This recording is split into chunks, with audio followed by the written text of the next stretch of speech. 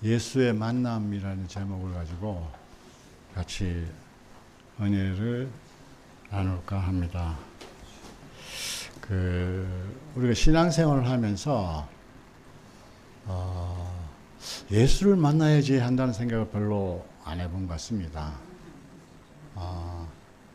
하나님을 만나고 성령님을 체험하고 그런데 예수를 만나야 된다는 그런 어떤 간절한 소망을 가지고 신앙생활을 했던 기억이 저 같은 경우는 별로 없습니다. 그냥 예수 믿고 천당 가는 그 정도고 내 죄를 사해서 어렵게 여겨 주심을 받는 그 정도의 신앙이었지. 정말 예수는 누군가, 그리고 내 신앙의 목표가 예수님을 만나는 것이 신앙의 목표가 되어서 살아본 적은 없었던 것 같습니다. 우리가 하나님을 만나고 성령을 체험하고 한다 하더라도 내 인생의 문제가, 근원적인 문제가 해결되지는 않는 것 같습니다. 보이지 않는 하나님의 도움을 받는 것은 많았습니다. 그리고 저 같은 경우는 성령 체험을 안 해봤습니다. 못 해봤습니다. 할 시간도 없었고. 그렇다고 해서 성령을 부인하고 그런 건 아닙니다. 난 단지 체험을 해보지 못했다는 겁니다.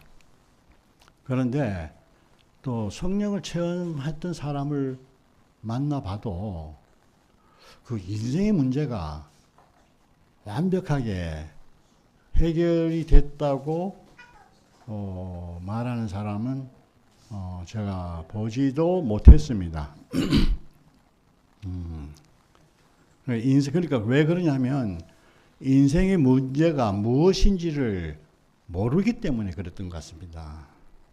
인생의 문제는 다른 문제가 하나도 없습니다. 하나님이 지어놓은 그 사람의 정한 위치, 정한 길, 이거를 모르고 살았다는 것이 인생의 문제인 것입니다. 착하게 살 수도 있고 선하게 살 수도 있고 율법을 잘 지켜서 생활할 수도 있지만, 그러나 내가 어디서 내 인생이 이탈되어 있는가를 알 수가 없었던 것입니다. 원죄를 얘기를 하지만 또 원죄가 구체적으로 무엇인지를 명확하게 말씀해 주는 설교도 저는 들어보지를 못했습니다. 단지 먹지 말라 하는 그 금단의 열매를 먹은, 그래서 행위적으로 불순종했다는, 먹지 말라는 것을 먹었다는 그 행위적인 죄를 말씀을 했지, 그 근원적인 죄가 무엇인지를 분명하게 말씀을 해주는 말씀들을 들어보지를 못했습니다. 그럼 불순종이 원래 죄라면 순종하면 될 거 아닙니까? 근데 순종이 되냐 이거예요. 어떤 것은 순종이 되는데 어떤 것은 또 순종이 안 돼요. 내 생각이 옳은 것은 순종이 되지만 내 생각이 아니다 하는 것을 아무리 율법에 써있다 하더라도 그것을 할 수가 없었던 것이 저의 신앙생활이었습니다. 더 그거한 것은 아까도 조금 전에도 말씀드렸지만 근본적으로 내 인생의 근원적인 문제, 이것이 뭔지를 모르고 신앙생활을 했던 것입니다. 그러니까 아무리 신앙생활을 해도 여전히 내 속에는 부족함이 있고 갈급함이 있었습니다. 그것이 완전히 해결이 되지 않았습니다. 그것이 왜 그러냐면은 예수를 만나지 못해서 그렇습니다. 보이지 않는 하나님을 경험했어도, 그리고 보이지 않는 성령님을 경험했어도 우리가 내 인생에 갈급함이 해결되지 않았던 것입니다. 그런데 그것은 왜 그런가? 인생의 원형을 밝혀주는, 그리고 하나님이 사람을 지은 그 원래의 위치를 이탈된 것을 몰랐기 때문에 그런 것입니다. 그것은 하나님이 알려주지도 않은 거고 성령님이 가르쳐주는 것도 아니었습니다. 하나님이 제시한 이 사람이 바로 너다라고 한 그 예수를 모든 사람이 버렸기 때문에 인생의 근원적인 문제가 해결되지 않았던 것입니다. 인생의 문제는 위치를 이탈한 것입니다. 먹지 말라 하는 그 선악과를 먹고 자기가 하나님같이 되려고 동산을 떠난 것이 근원적인 인생의 문제인 겁니다. 사람들은 누구나 할 것 없이 다 하나님같이 되려고 합니다. 하나님같이 된다니까 위대한 신같이 되는 게 아니고, 하나님같이 된다는 것은 자기 마음대로 하고 싶은 것이 하나님같이 되는 겁니다. 다른 게 아니에요. 어린애도 보세요.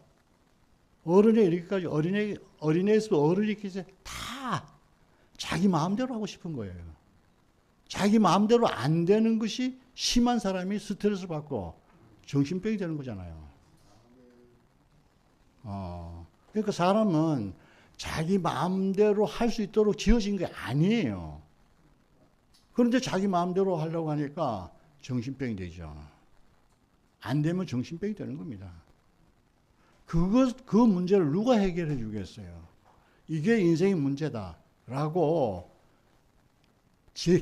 제시해 준 사람이 예수 이래로 한 사람도 없습니다. 예수를 만나면 내가 어떤 사람인가를 명확하게 알 수가 있는 겁니다. 그런데 예수를 어디서 만나느냐, 이거 문제잖아요. 예수님의 노정 안에서 어디서 만나냐 이거죠.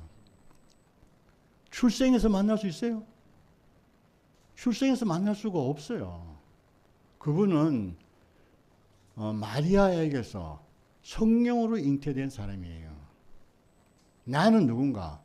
부모의 혈과 육정으로 부모에게서 태어난 사람이잖아요. 출생이 달라요. 그 자리에서 우리가 어떻게 만나요? 그분의 살아가신 보세요. 지혜와 총명이 자라더라. 그 어떤 지혜와 총명이 자라는지 나는 알 수가 없어요. 그 지혜가 무엇인지. 우리는 어때요? 지식이 점점 자라더라. 덧셈 뺄셈에서 미적분으로 자라잖아요. 이것밖에 우리는 알 수가 없어요. 육신의 생명이 자라는 건 알아요. 그러나 예수의 생명이, 하나님의 생명이 자란다는 것은 아무도 몰라요. 신앙생활 한 사람, 신앙생활을 했지만 내가 예수의 생명이 자랐다, 이렇게 말을 할 수 있어요? 예수에 관한 지식은 늘었어요. 그런데 그의 생명이 자랐다는 생각은 알 수가 없습니다. 예수에 관해서는 많이 알아요. 예수는 이런 분이다 많이 알아요. 그런데 예수의 생명이 자랐냐? 그렇지 않았다는 거죠. 저는 하나님도 만날 수도 있고 성령을 체험도 할 수 있지만 예수를 만나야지 거기서 인생의 근원적인 문제가 해결되는 겁니다. 내가 어디서 이탈됐으며 어디서 빗나갔으며 내가 내 계획을 세울 수 없는, 계획이 원래 없는 사람인데 내가 왜 내 계획을 세우지 않으면 안 됐던가 하는 것을 알 수가 있습니다. 그렇기 때문에 예수님은 어디서 만나는가? 외로워지고 못하고 죽은 그 자리에서 우리가 만날 수 있는 예수를 만나게 되는 겁니다. 그 자리를 벗어나면 우리와 그분은 도저히 만날 수가 없습니다. 그래서 이 만남은 단순히 운명적인 문제만도 아닙니다. 운명적으로 만나면 또 내게 무슨 유익이 있어요? 운명적인 죽음, 그런 죽음도 아니고 윤리적인 문제도 아니고 도덕적인 문제도 아니에요. 내려오지 못하고 죽은 예수는 나로 인해서 만들어진 모든 것이 끝나게 하는 죽음입니다. 나로 인한, 내가 만들고 내가 획득하고 경험했던 모든 것을 끝나는 그런 죽음인 것입니다. 그러니까 그렇게 되면 어떻게 되겠어요? 내가 율법으로 잘 지키고 도덕적으로 잘 지킨 사람도 그 자리에 가면 끝나고 죽어야 될 사람이고, 또 개망나니 같이 지내던 그 사람도 죽어야 될 사람이라는 것입니다. 율법도 좋지요. 하나님이 주신 것이 얼마나 거룩하고 좋은 겁니까? 다 좋아요. 선한 것도 좋고 다 좋아요. 그러나 그것을 지킬 수 있다고 율법을 줄 때 이스라엘 백성들은 자기들이 다 지킬 수 있다고 말을 했습니다. 그런데 이스라엘을 책망하는 하나님 말씀은 너는 늘 책망의 내용이 불순종했다는 겁니다. 이렇게 해도 저렇게 해도 했지만 모든 내용은 너는 나를 불순종했다. 율법을 지키지 못했다. 이 말을 이스라엘 백성들은 들었습니다. 이렇게 사람은 못 지키는 사람임에도 불구하고 또 그 율법이 없으면은 못 사는 사람이 되었습니다. 그렇잖아요. 율법이 없으면 또 못 살아. 지킬 수는 없어. 그래도 또 없으면 못 살아.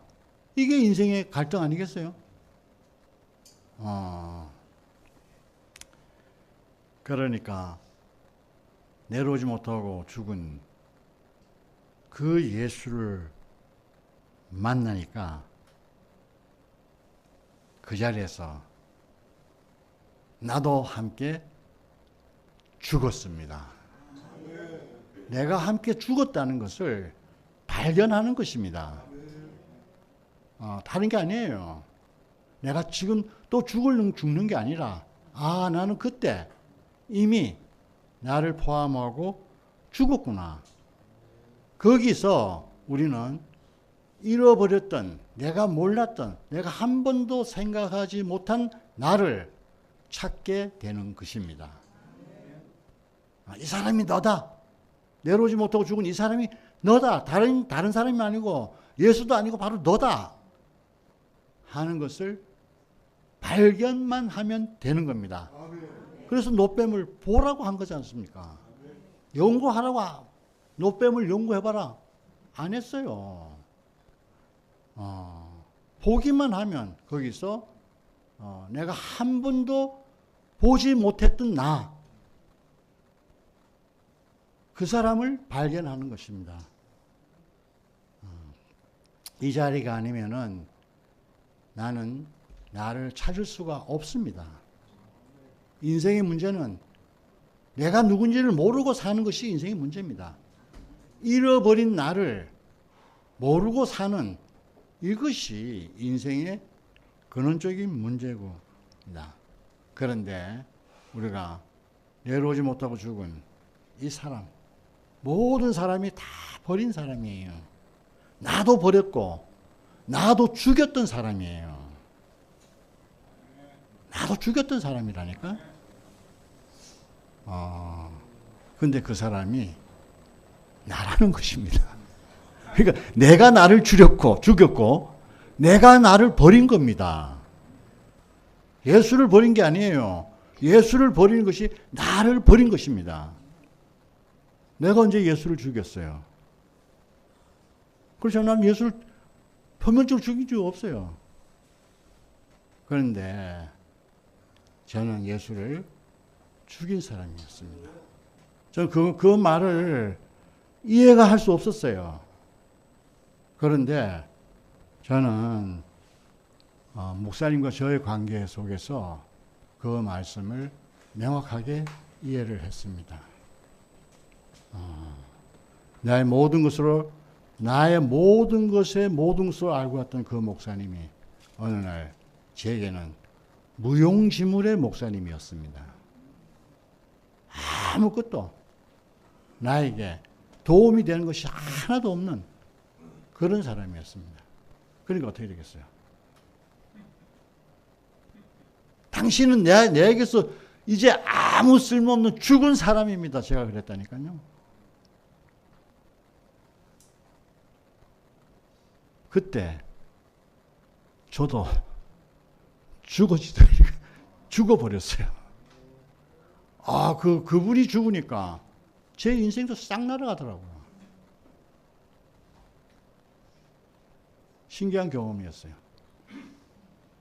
그리고 당신은 이제 나에게 쓸모없는 사람입니다. 근데 바로 내가 쓸모없게 여긴 그 자리, 그리고 나중에는 나보다 더 못한 목사님,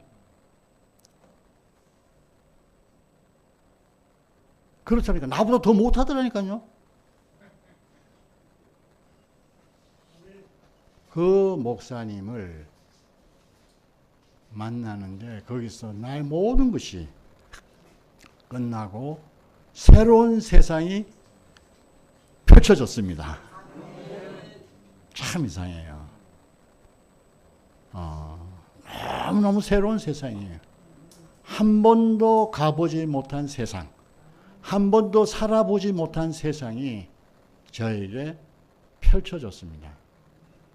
만약에 그분이 그 자리에서 그렇게 돌아가시지 않았더라면 나에게 위대한 목사님, 위대한 주님, 위대한 예수, 그렇게 예수님이 돌아가셨더라면, 또 만약에 거기서 내려올 수 있는데 내려오지 않으셨다는 우리의 죄를, 우리를 구원하기 위해서, 우리를 대속하기 위해서 그는 내려올 수 있음에도 불구하고 내려오지 못했다 하는 이 예수를 만났더라면 제 인생은 돌아갈 길이 없은 것입니다.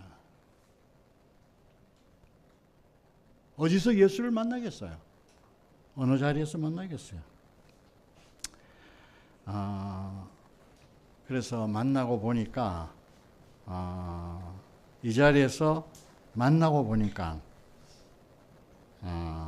이것은 내 인생에서 이것은 나쁜 것이 없애야지. 없었으면 좋겠다는 이 모든 것들이 이 자리가 오니까 원인 무효가 됐어요. 좋은 거, 나쁜 거, 뭐 좋은 거에 다 간직하고 싶잖아요. 자랑거리가 되니까. 나쁜 거는 자랑거리가 안 되잖아요. 그러니까 나쁜 거는 버리고 싶어. 그러나 거기에는 좋은 거 나쁜 거 싸그리 쓸데없어요. 고철이 되어 용광로에 들어가면 거기는 잘난 것도 없고 못난 것도 없어요. 아무것도 없어요. 그렇잖아요. 거기 용광로에 좋은 거 나쁜 거 있어요? 다 녹아버립니다. 다. 그런데 거기서 나중에 새로운 철로 용광로에서 나오는 거잖아요. 그러면 완전하다는 것이 뭔가? 완전하다는 게 뭔가? 내가 도덕적으로, 양심적으로, 윤리적으로, 율법적으로 흠이 없는 것이 완전한가? 거기서 완전해질 사람은 아무도 없습니다. 내가 율법적으로 완전하다, 도덕적으로 완전하다, 이렇게 말을 할 사람이 저 같은 사람도 없어요. 저 같은 사람도 안 돼요. 거기서 완전하다고 할 수 있는 사람이 누가 있겠습니까? 그런데 뭐가 완전한 것인가? 사람은 뭐가 완전한가? 그것은 다른 게 아니에요. 하나님을 표현하는 자리에 가면 사람만큼 완전한 존재가 없다는 것입니다. 천사가 완전한 게 아니에요. 천사는 죽음이 없어요. 사람은 죽음이 있는 존재입니다. 끝이 있는 존재입니다. 그런데 그 사람이 어떻게 해서 완전한가? 천사는 죄를 짓겠어요? 우리가 아주 세상에서 착하고 선한 사람을 뭐라고 얘기해요? 야, 천사 같구나, 천사 같구나. 그렇게 얘기하잖아요. 우리 개념에는 천사는 흠도 티도 없고 순진무구하고 흠이 하나도 없는 그런 존재가 천사 같은 생각하잖아요. 그런데 사람은 얼마나 흠이 많나요? 그것도 맨 마지막에 죽는다니까요. 천사는 죽음이 없는 존재예요.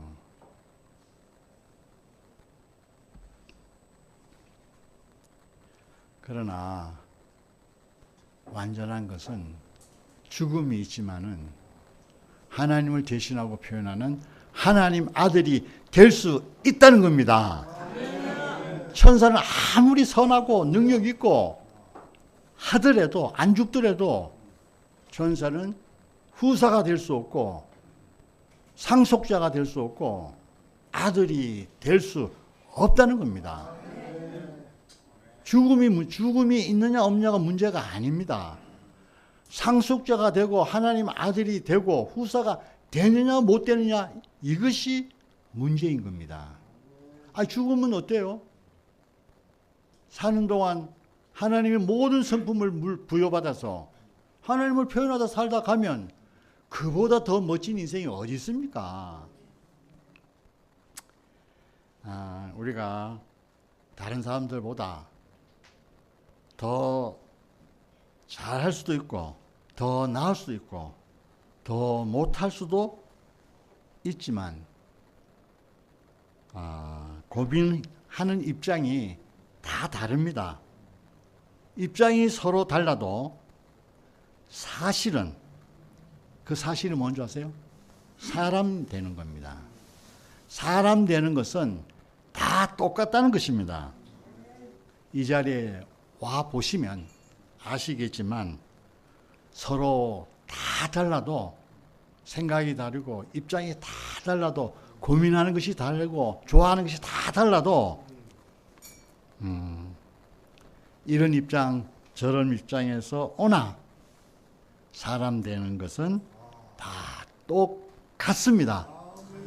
이거 얼마나 공평합니까? 그렇잖아요. 흙수저나 금수저나 다 사람 되는 것은 똑같습니다.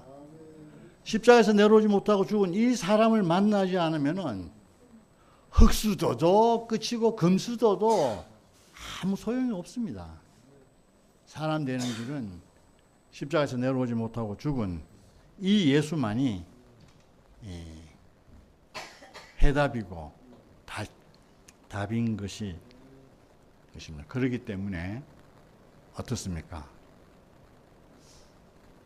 고린도전서 1장 30절 31절 말씀처럼 우리는 하나님께로부터 나서 그리스도 예수 안에 있고, 그 말은 하나님께로부터 나서 십자가에서 내려오지 못하고 죽은 그 참사람 안에 있고, 우리는 그리스도는 하나님부터 나서 우리에게 지혜, 곧 그 지혜가 뭐냐? 곧 어려움과 거룩함과 구속함이 되셨느니라. 그분의 지혜가 어려움입니다. 그분의 지혜가 거룩입니다. 그분의 지혜가 후속이라는 것입니다. 우리가 그분 때문에 우리가 그분으로 말미암아 우리에게 지혜가 나오게 되는 거고, 그분으로 말미암아 우리가 의롭게 여겨지는 게 아니고 의인이 되고, 우리가 그분으로 인해서 우리는 하나님에게만 쓰일 수 있는 구별된 거룩한 사람이 되고, 그래서 우리가 그분 안에서 구속이 된다는 것입니다. 그러니까 그분이 내려오지 못해 죽은 이 사람이 아니면은 우리는 아무것도 아니에요. 그분 안에서만 우리는 모든 것이 된다는 겁니다. 그렇기 때문에 바울은 자랑하는 자는 주 안에서 자랑할지니라. 자랑할 게 뭐가 있어요? 내가 의인이 됐는데 내 자랑할 게 뭐 있어요? 내가 거룩함이 되는데 하나님 용도 이외에는 다른 데로 쓸데없는 사람이 됐는데 내가 되고 싶어서 됐어요? 우리를 그렇게 구별하셨던 겁니다. 그러니까 모든 것이 나로 맘지 않고 그로 말미암았다는 것입니다. 그렇기 때문에 우리가 자랑하려거든 주 안에서 자랑하라는 것입니다. 그렇기 때문에 자랑할 것은 예수 안에서 밖에는 자랑이 없는 사람이, 이 사람이 참 사람입니다. 저는 예수를 자랑한다는 것이, 우리가 십자가에서 내려오지 못하고 죽은 예수를 자랑합니다. 이 말이 말은 멋있습니다. 내려오지 못하고 죽은 예수가 나다. 얼마나 멋있어요. 그런데 실상은요, 그 말은 뭐예요? 나는 아무것도 아닙니다. 나는 아무것도 아닙니다. 이 말입니다. 세상에서 자랑하려고 그러면 나는 이런 사람입니다. 이걸 자랑해야 되잖아요. 나는 이렇고, 이렇게 지식이 많고, 이렇게 온전하고, 도덕적으로도 온전하고, 지식적으로도 온전하고, 가문으로 말하면 가마리엘 가문이고, 그런 거 있잖아요. 그런데, 이것이 세상에서 자랑인 거예요. 그런데, 바울은 주 안에서 자랑하라. 내려오지 못하고 죽은 예수를 자랑하라는 겁니다. 모든 사람이 버린 사람이에요. 얼마나 그 사람은 부끄러운 사람이에요. 누가 그러더라고요. 왜 예수님의 바닥이 뭐냐? 바닥 하는데 그 바닥이 뭐냐 이거예요. 그러니까 1층에서 떨어진 사람하고 1층에서 떨어진 사람이 경험하는 바닥이나 100층에서 떨어진 사람의 바닥하고 차이가 있잖아요. 1층에서 떨어진 사람의 바닥은 100층에서 떨어진 사람의 바닥 속에 포함돼야지 되는 거잖아요. 포함되는 거잖아요. 그러니까 예수님은 세상에서 가장 높은 데서 떨어진 바닥입니다. 그러니까 모든 사람을 포함할 수가 있잖아요. 그러니까 그 세상에서 더 이상 받을 수 없는 부끄러움이에요. 100층에서 떨어진 사람은요, 더 이상 그보다 더 부끄러운 건 없어요. 별 4개가 됐다가 파면돼가지고 아무것도 아닌 2등병으로 끝나는 거하고 1등병이 깜빵에 갔다가 2등병으로 떨어지는 거 차원이 다르죠. 죽음의 깊이가 다른 겁니다. 우리가 모든 사람을 포함할 수 있는 그 바닥이 예수의 바닥입니다. 목사님도 겸손하게 표현하셨어요. 나는 내가 포함할 수 있는 사람은 몇 명이 안 된다. 그런데 예수는 모든 인류를 포함한다.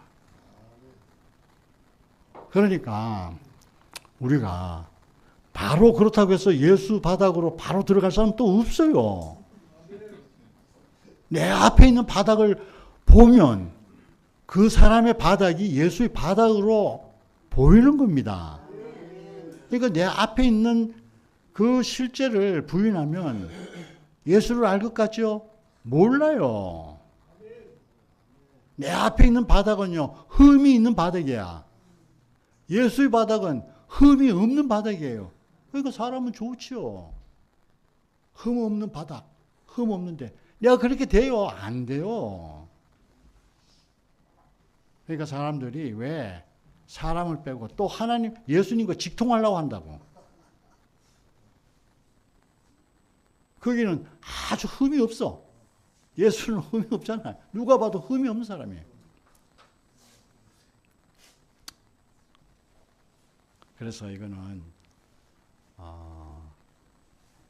사람이 하나님 아들이냐, 천사가 하나님 아들이냐 하는 전쟁에 있습니다.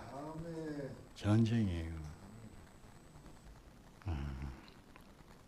사람에게는 하나님 아들은 신이어야 한다는 생각을 다 가지고 있습니다. 이게 히랍에서 들어온 사상입니다. 그러니까 하나님 아들은 신이다 하는 이 개념이 완전히 부서지는 자리가 십자가에서 내려오지 못하고 죽은 예수가 있는 그 자리입니다. 그 자리에는 하나님 아들은 참 사람이 하나님 아들이구나. 죽지 않는 천사가 하나님 아들이 아니라 죽을 수밖에 없는 그 운명을 가진 그 죽는 사람이 하나님 아들이 되는구나. 이거를 명고하게 보여주는 사건입니다. 그렇기 때문에 예수님은 죽기 때문에 하나님 아들이 아닌 것이 아니라 사람이니까 죽었어도 하나님 아들일 수 있다는 것을 명확하게 보여주시는 것입니다. 사람이 아니면은 말씀이 육신이 될 수가 없습니다. 천사가 육신이 되겠어요? 말씀이 육신이 되겠어요? 땅에서 하나님을 생명으로, 성분으로, 하나님의 성분으로 볼 수 있는 것은 천사가 할 수가 없습니다. 천사는 하나님의 어떤 능력은 보여줄 수 있어요. 그런데 하나님의 성품을 나타낼 수 있는 존재는 죽음을 가진 존재지만 천사가 하나님 아들이 될 수 없고, 사람이 죽을 수밖에 없는 존재지만, 그러나 죽을 수밖에 없지만은 그 사람이 하나님 아들, 상속자고 후사가 된다는 것입니다. 얼마나 우리의 위치가 영광스러운 위치입니까? 연약하고 그렇잖아요. 연약하잖아요. 어떤 만물보다 우리는 연약하잖아요. 그리고 또 천사보다 죽음이 있잖아요. 그래도 사람만 하나님 후사고 하나님 아들이고 하나님의 모든 것을 상속받을 수 있는 상속자가 되는 겁니다. 하나님 자신을 상속받는 것보다 더 큰 축복이 어디 있겠어요? 더 바랄 것이 없습니다. 사람을 짓기를 그렇게 지어 놓았습니다. 하나님을 사람을 지으실 때 영원히 살도록 지어 놓은 존재가 아닙니다.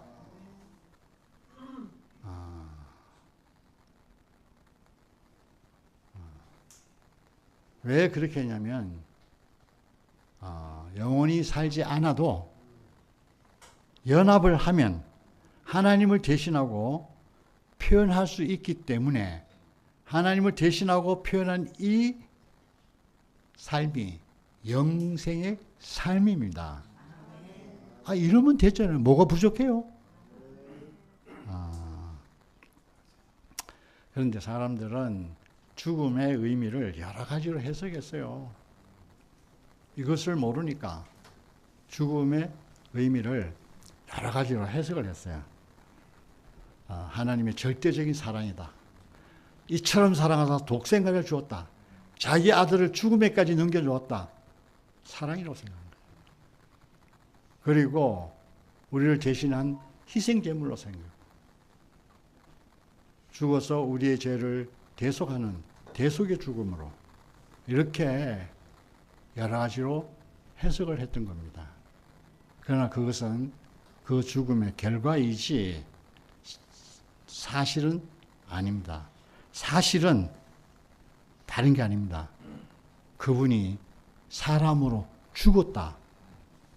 이거는 빼도 박지 못하는 사실이에요. 이 사실을 간과해버리고 빼고 다른 것으로 해석하면은 해석은 여러 가지 다양하게 나올 수가 있습니다. 그러니까 우리가 이 자리에서 내려오지 못하고 죽은 이 자리에서 만나게 되면 이전 것들, 그게 뭐예요? 이전 것들. 예수님의 능력이나 소유나 출생이 다 소용이 없게 되는 겁니다.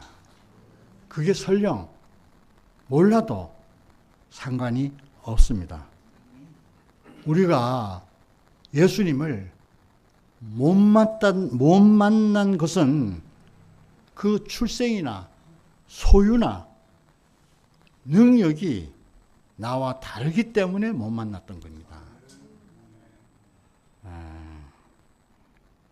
그러니까 예수님의 본질을 명확하게 몰랐다는 겁니다. 예수를 너무 미화시켜 놨어요. 왜? 세상에 전하려고 하니까. 세상보다 못한 예수를 전하면은 누가 먹혀 들어가겠어요. 그러니까 미화를 시켜놨어요.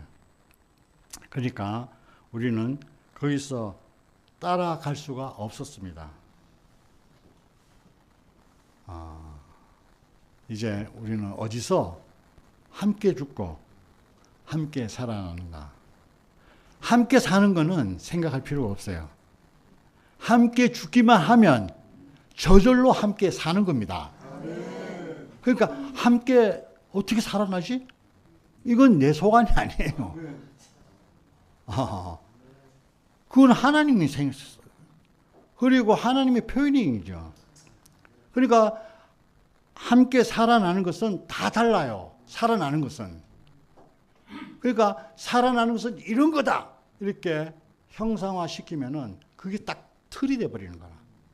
내가 살아나는 것과 여러분이 살아나는 모습은 다 달라요. 왜? 처해 있는 환경이 다 다르기 때문에.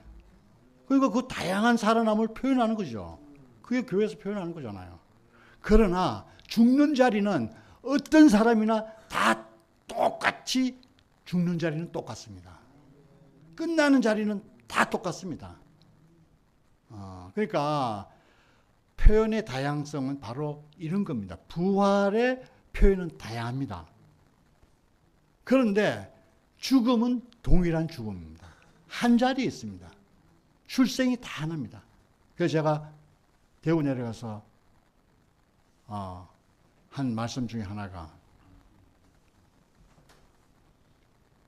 뭐 쉽게 생각하면 창세기 초창기 형제들 만났던 형제들과 지금 교회 오는 형제하고 출발점이 아예 다릅니다.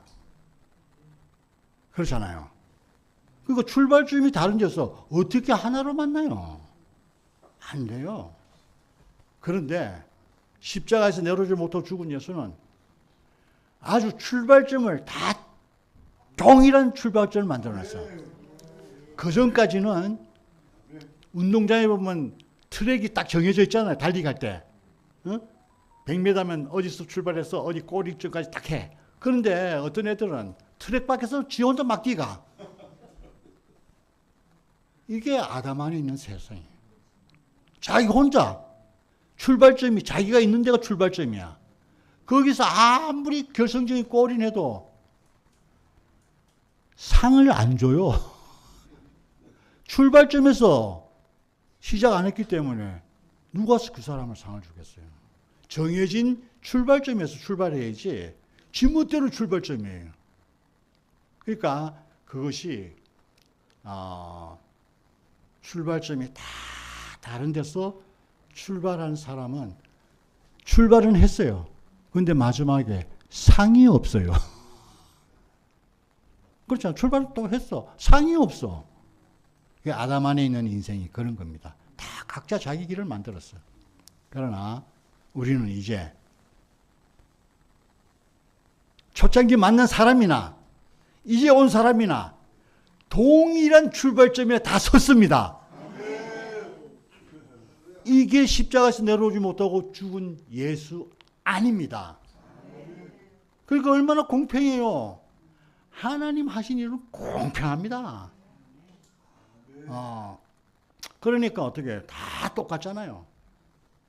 받는 상도 똑같습니다. 먼저 온 사람이나 나중에 온 사람이나 상은 똑같아요. 왜? 동일한 선상에서 출발했으니까. 그래서 하여튼 우리를 이렇게 출발점이 동일한 선상. 다시 우리는 출발 준비 땅 한 그 자리에 서서 지금 우리는 동일하게 출발하고 있습니다. 이것이 저는 너무너무 감사하게 됐어요. 그러니까 이게 지난 자기가 만든 출발선상 얼마나 자기가 만들어서 얼마나 멋있게 만들었겠어요. 출발점을. 또 그리고 얼마나 아름다운 상을 만들었겠어요. 보상도 여기서 출발하면 이런 보상이 생길 거야. 그런데 그 각자의 출발점을 다 부셔버리고 하나님이 만들어 놓은 새 출발점을 제시한 것이 내려오지 못하고 죽은 예수. 그 자리에서 우리는 하나로 만나고 하나로 출발하게 된 겁니다. 우리를 이렇게 우리의 모든 것을 끝내고 새롭게 출발하는 이 시작점에서 새로운 출발을 하게 하신 구속의 주님을 찬양합니다. 감사합니다.